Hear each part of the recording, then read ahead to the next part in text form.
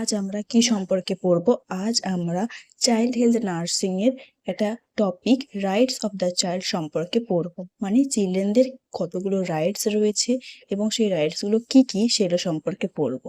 তো ফার্স্ট কি বলছে না, ইউনাইটেড নেশন এই declaration of the rights of the child এটাকে অ্যাডপ্ট করে না, কত না 1959 খ্রিস্টাব্দে 20 নভেম্বর এই চিলড্রেনদের রাইটস গুলোকে ইউনাইটেড নেশন এগুলোকে অ্যাডপ্ট করে। কেন না, চিলড্রেনদের নিডগুলো কি সেগুলোকে ফুলফিল করার জন্য এবং সাধারণ মানুষকে এই চিলড্রেনদের রাইটসগুলো সম্পর্কে অ্যাওয়ার করার জন্য, তাদের চিলড্রেনদের নিডগুলো সম্পর্কে বোঝার জন্য এবং সেই সাধারণ মানুষ বা তাদের পেরেন্টসের চিলড্রেনদের প্রতি কি কি ডিউটি রয়েছে এবং তারা চিলড্রেনদের নিডসগুলোকে কীভাবে ফুলফিল করবে বা কি কি নিড রয়েছে সেটা সম্পর্কে বোঝানোর জন্য এই চিলড্রেনদের রাইটসগুলোকে অ্যাডপ্ট করা হয় এবং সেটা সাধারণ মানুষকে অ্যাওয়ার করা হয়।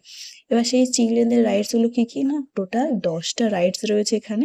সেই 10 বেসিক রাইটসগুলো কি কি?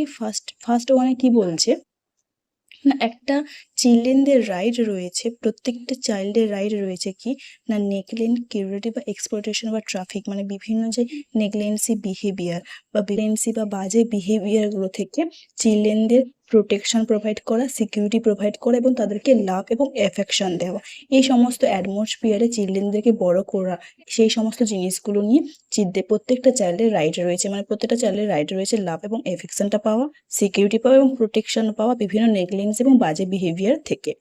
সেকেন্ড ওয়ানে কি বলছে, প্রত্যেকটা চাইল্ড যখন কোনো ফ্যামিলিতে বা কোনো সোসাইটিতে থাকে তখন সেই চিলড্রেনদের প্রত্যেকটা চাইল্ডের রাইট রয়েছে কি সোশ্যাল সিকিউরিটি পাওয়া, যার মধ্যে কি নিউট্রিশন রয়েছে, হাউসিং রয়েছে, মেডিকেল কেয়ার রয়েছে, এই সমস্ত জিনিস প্রত্যেকটা চাইল্ড যেন পায় এবং সোশ্যাল সিকিউরিটি যে বেনিফিটস সেটা যেন সে এনজয় করতে পারে, এটা হচ্ছে প্রত্যেকটা চাইল্ডের রাইট। থার্ড ওয়ানে কি বলছে, right to be name and nationality, প্রত্যেকটা চাইল্ডের রাইট রয়েছে কি তাদের একটা নাম থাকবে, তাদের একটা ন্যাশনালিটি থাকবে, মানে প্রত্যেকটা চাইল্ডের একটা নিজস্ব নাম থাকবে এবং সে কোন নেশনে বিলং করে, যেমন ধরো ইন্ডিয়াতে বিলং করে ইন্ডিয়ানস, তাহলে এইভাবে তাকে ন্যাশনালিটি প্রোভাইড করতে হবে। ফোর্থ ওয়ানে কি বলছে, রাইট টু ফ্রি এডুকেশন, প্রত্যেকটা চাইল্ডের রাইট রয়েছে কি না ফ্রি এডুকেশন পাওয়ার জন্য। আমরা জানি নিম্নতম মানের এডুকেশনের জন্য তাকে কি করতে হবে, পড়াশোনা করতে হবে, সেটা যেন ফ্রি অফ কস্টে পায়, সেটা হচ্ছে রাইট টু ফ্রি এডুকেশন। ঠিক আছে। ফিফথ ওয়ানে কি হচ্ছে, right two full opportunity for play and recreation, প্রত্যেকটা চাইল্ডের রাইট রয়েছে কি খেলাধুলা করা, মানে ফুল অপরচুনিটি তাদের দেওয়া, তাদেরকে খেলতে দেওয়া হবে, তাদেরকে আশেপাশে মানুষের সাথে মিশতে দেওয়া হবে, এটা প্রত্যেকটা চাইল্ডের রাইট। সিক্স ওয়ানে কি বলছে, right two special treatment, education and appropriate care if handicap, কোনো ক্ষেত্রে কোনো চাইল্ড যদি হ্যান্ডিক্যাপ হয় তখন তাকে স্পেশাল ট্রিটমেন্ট প্রোভাইড করতে হবে, এডুকেশন প্রোভাইড করতে হবে এবং সেই হ্যান্ডিক্যাপ হওয়ার জন্য যে অ্যাপ্রোপ্রিয়েট কেয়ারের দরকার সেই অ্যাপ্রোপ্রিয়েট কেয়ারটা আমাকে প্রোভাইড করতে হবে। ঠিক আছে।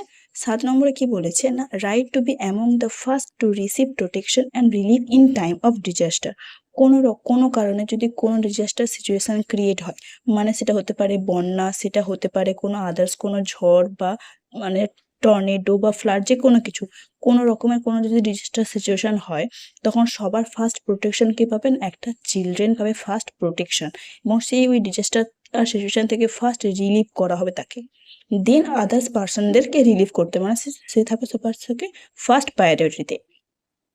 8 নম্বরে কি বলেছে, right to learn to be a useful member of society, মানে তাকে সে সোসাইটিতে যখন থাকছে তাকে সোসাইটির একটা মেম্বার হিসেবে তাকে ট্রিট করতে হবে, মানে সে সোসাইটির একটা অংশ, তাকে সেটা বোঝাতে হবে, সেভাবে তাকে ট্রিট করতে হবে, তার প্রতি একটা হেলদি এবং নর্মাল ম্যানারে বিহেভ করতে হবে, তাকে শেখাতে হবে যে সে কীভাবে হেলদি এবং নর্মাল ম্যানারে তার আশেপাশে মানুষের সাথে ইন্টারাকশন করবে, তাকে শেখাতে হবে, তাকে ফ্রিডম দিতে হবে, ডিগনিটি করতে হবে, মানে সে যাতে ফ্রিলি যে সোসাইটির একটা মেম্বার হিসেবে নিজেকে মনে করে এবং ফ্রিলি সে সমস্ত খেলাধুলা থেকে শুরু করে আশেপাশে মানুষের সাথে ইন্টারাকশন থেকে শুরু করে সমস্ত কিছু করতে পারে, সেটা তাকে রাইট প্রোভাইড করতে হবে। 9 নম্বরে কি বলেছে, right to B brought up in a spirit of understanding, tolerance, friendship among people, piece and universal Brotherhood, মানে তাকে একটা আন্ডারস্ট্যান্ডিং পাওয়া তার মধ্যে ডেভেলপ করতে হবে, টলারেন্স ডেভেলপ করতে হবে, তার সাথে ফ্রেন্ডশিপ করতে হবে, তাকে ফ্রেন্ডশিপ করতে দিতে হবে আদার্স পার্সনের সাথে, মানে সে যেটা ইউনিভার্সের একটা অংশ সেটা তাকে বোঝাতে হবে।